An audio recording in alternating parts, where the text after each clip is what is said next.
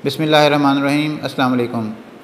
मेरा नाम डॉक्टर मोहम्मद उस्मान है। मैं नेफ्रोलॉजिस्ट हूँ। मैं अमराज़ गुर्दा, high blood pressure, sugar, uric acid, dialysis और गुर्दा ट्रांसप्लांट का स्पेशलिस्ट हूँ। नाज़रीन, रमज़ान की आमद है और सब लोग रमज़ान के रोज़े की रखने की तैयारी में मसरूफ़ नज़र आते हैं।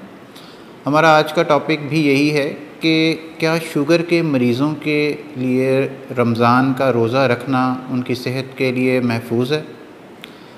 जनाब, तिब्बी या साइंसी तहकीक के मुताबिक शुगर के तमाम मरीज़ों के लिए रोज़ा रखना उनकी सेहत के लिए महफूज नहीं है।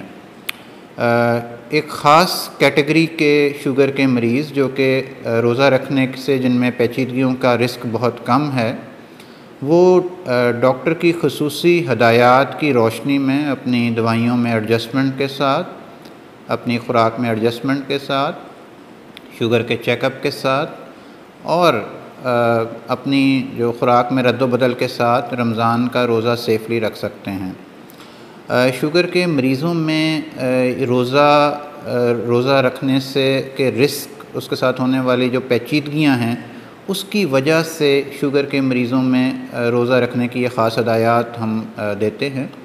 शुगर के मरीज़ों में रोज़ा रखने से क्या क्या पेचीदगियाँ वाक़या हो सकती हैं, सबसे पहले उसके मुतल्लिक़ बात करते हैं। शुगर के मरीज़ों में रोज़ा रखने से 4 मेजर पेचीदगियाँ वाक़या हो सकती हैं, जो कि मरीज़ की जान के लिए ख़तरनाक भी हो सकती हैं। इसमें सबसे पहली जो पेचीदगी है वो है हाइपोग्लाइसीमिया, यानी शुगर के लेवल का लो हो जाना। तो चूँकि रमज़ान के रोज़े के दौरान मरीज़ जो है वो तकरीबन 12 से 16 घंटे तक कुछ नहीं खाता पीता, और वो जो अद्वियात इस्तेमाल करता है शुगर का मरीज़, उसमें वो शुगर के लेवल को कम करती हैं। तो ऐसे मरीज़ों में शुगर का लेवल लो होने का रिस्क काफ़ी ज़्यादा होता है, और शुगर का लेवल यानी हाइपोग्लाइसीमिया होने से या लेवल कम हो जाने से मरीज़ के जिस्म पर बहुत सारे असरात आते हैं, जिसके मुतल्लिक़ हम पहले एक वीडियो बना चुके हैं, आप उसको देख भी सकते हैं। इससे मरीज़ का जो है वो पहले फ़िज़िकल सिम्पटम्स आती हैं, जिसमें मरीज़ को कपकपी चिढ़ती है, पसीना आता है, मरीज़ फिर कन्फ्यूजन का शिकार हो जाता है, फिर दिमाग पे असरात होना शुरू हो जाते हैं, मरीज़ गनूदगी में भी जा सकता है, बेहोशी में भी जा सकता है, और मरीज़ कोमे में भी जा सकता है। शुगर के मरीज़ों में रोज़ा रखने की वजह से जो दूसरी बड़ी पेचीदगी है वो शुगर का लेवल बढ़ जाना है, यानी हाइपरग्लाइसीमिया हो जाना।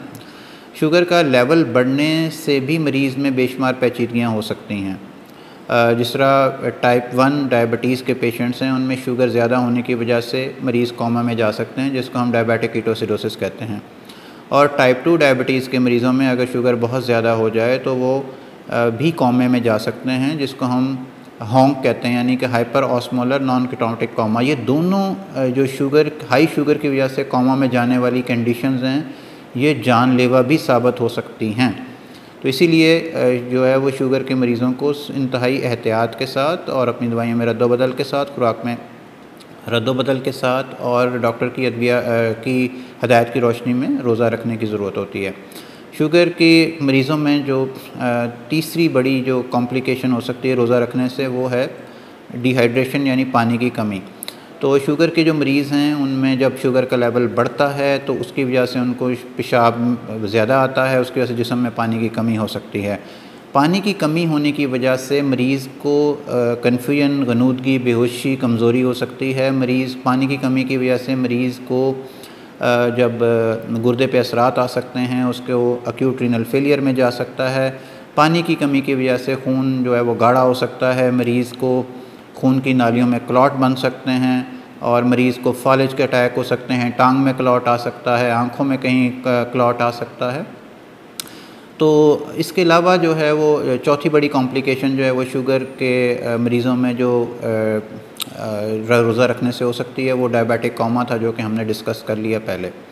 तो जनाब, ये थी वो कॉम्प्लिकेशंस जिसकी वजह से शुगर के मरीज़ों को पहले असेसमेंट की जाती है कि वो किस कैटेगरी में फ़ॉल करते हैं, उसके बाद उनको रोज़ा रखने की इजाज़त दी जाती है। तो इन सारी पेचीदगियों की रोशनी में शुगर के मरीज़ों को 3 मेजर कैटेगरीज़ में डिवाइड किया जाता है। उनमें जो 3 कैटेगरीज़ हैं, उनमें एक है वेरी हाई रिस्क लोग, यानी वो मरीज़ जिनमें बहुत ज़्यादा रिस्क है कॉम्प्लिकेशंस का, दूसरी कैटेगरी है हाई रिस्क लोग, उनमें कैटेगरी जो है वो इसमें ये भी हाई रिस्क हैं, लेकिन इनमें वेरी वेरी हाई रिस्क से कम जो है वो कॉम्प्लिकेशंस होने का ख़दशा है। और उससे जो तीसरी कैटेगरी है वो है लो या इंटरमीडिएट रिस्क लोग। तो जो पहली दो कैटेगरीज़ हैं, वेरी हाई रिस्क और हाई रिस्क, ये वो कैटेगरीज़ हैं जिनमें साइंसी लिहाज से मरीज़ों को रोज़ा नहीं रखना चाहिए। और जो तीसरी कैटेगरी है जिसको हम लो या मॉडरेट रिस्क या इंटरमीडिएट रिस्क कहते हैं, ये मरीज़ अपनी ख़ुराक में रद्दोबदल के साथ, अपनी अद्वियात में रद्दोबदल के साथ, डॉक्टर की हिदायत की रोशनी में ये लोग रोज़ा रख सकते हैं। तो पहले डिस्कस करते हैं कि इन तीनों कैटेगरीज़ में कौन कौन से मरीज़ आते हैं। सबसे पहले हम डिस्कस कर लेते हैं कि वेरी हाई रिस्क कैटेगरी में कौन से मरीज़ आते हैं। वेरी हाई रिस्क कैटेगरी के अंदर ऐसे मरीज़ आते हैं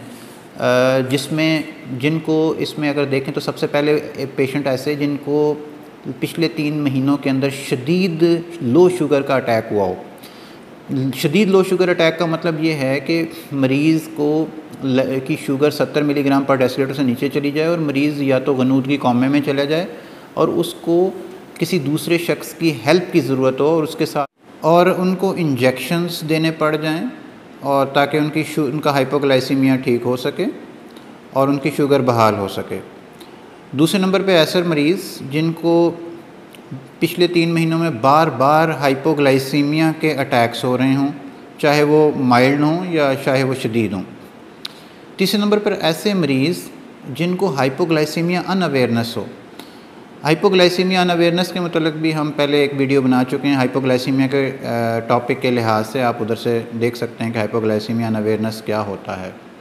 इसके अलावा ऐसे पेशेंट्स जिनको हाई ब्लड शुगर रहने की वजह से या तो वो पिछले 3 महीनों में उन्हें कोई डायबिटिक कीटोसिडोसिस यानी हाई शुगर की वजह से कोमा में जा चुके हों, चाहे वो डायबिटिक कीटोसिडोसिस हो, चाहे वो hyper osmolar non ketotic coma हो, यानी कि टाइप 1 टाइप 2 डायबिटीज़ के मरीज़ों में जो हाई शुगर की वजह से कोमा के अटैक्स होते हैं उनमें से कोई अटैक हुआ हो।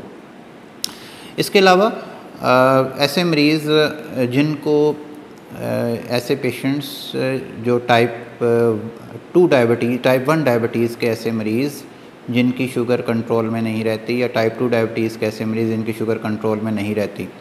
इसके अलावा क्रॉनिक किडनी डिजीज़ के पेशेंट्स जो कि स्टेज 4 और 5 में हैं, उनके लिए भी वो भी शुगर रोज़ा रखने के लिए इंतहाई हाई रिस्क पेशेंट्स हैं। इसके अलावा ऐसे पेशेंट्स जो कि डायलिसिस पर हैं, वो भी रोज़ा रखने के लिए इंतहाई हाई रिस्क पेशेंट्स हैं। ऐसे पेशेंट्स जिनको कोई दिल का मसला है और इसके अलावा या फालिज का मसला है और वो अनस्टेबल हैं, यानी कि उनको एक्टिव डिजीज़ चल रहा है, वो भी रोज़ा रखने के लिए बहुत वेरी हाई रिस्क कैटेगरी में आते हैं।